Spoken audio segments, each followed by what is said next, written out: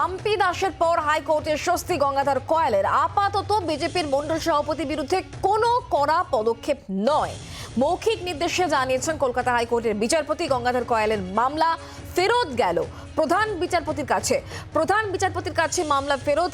বিচারপতি জয় সেনগুপ্তের এফআইআর খারিজ এবং নিরাপত্তা চেয়ে আদালতে যান বিজেপির মন্ডল সভাপতি গঙ্গাধর কয়াল। ভুয়ো ভিডিওর অভিযোগ তুলে সিবিআই তদন্তের দাবি গঙ্গাধর কয়ালের। মাম্পি দাসের পর এবার হাইকোর্টের স্বস্তি গঙ্গাধর কয়ালের।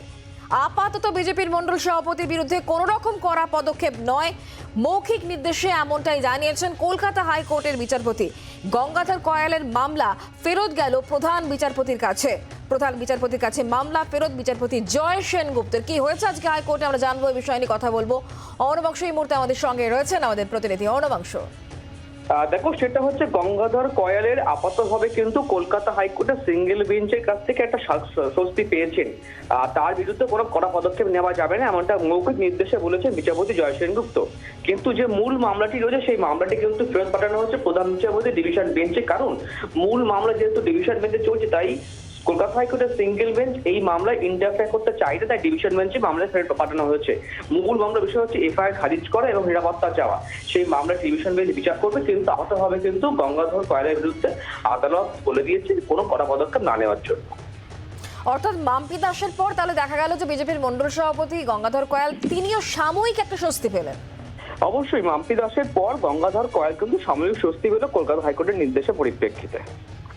অর্ণবাংশ, ধন্যবাদ। মাম্পি দাসের পর হাইকোর্টের স্বস্তি গঙ্গাধর কয়ালের। আপাতত বিজেপির মন্ডল সভাপতির বিরুদ্ধে কোনো রকম কড়া পদক্ষেপ নয়, মৌখিক নির্দেশে এমনটাই জানিয়েছেন কলকাতা হাইকোর্টের বিচারপতি। গঙ্গাধর কয়ালের মামলা ফেরত গেল প্রধান বিচারপতির কাছে। প্রধান বিচারপতির কাছে মামলা ফেরত বিচারপতি জয় সেনগুপ্তের। এফআইআর খারিজ এবং নিরাপত্তা চেয়ে আদালতে যান গঙ্গাধর কয়াল।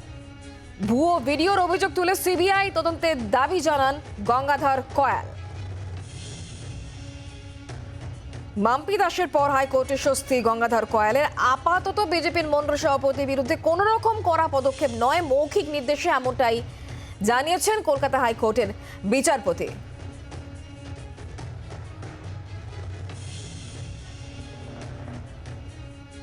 গঙ্গাধর কয়ালের মামলা ফেরত গেল প্রধান বিচারপতির কাছে। প্রধান বিচারপতির কাছে মামলা ফেরত। বিচারপতি জয় সেনগুপ্তের এফআইআর খারিজ এবং নিরাপত্তা চেয়ে আদালতে দ্বারস্থ হন গঙ্গাধর কয়াল। ভুয়ো ভিডিওর অভিযোগ তুলে সিবিআই তদন্তের দাবি জানিয়েছেন গঙ্গাধর কয়াল।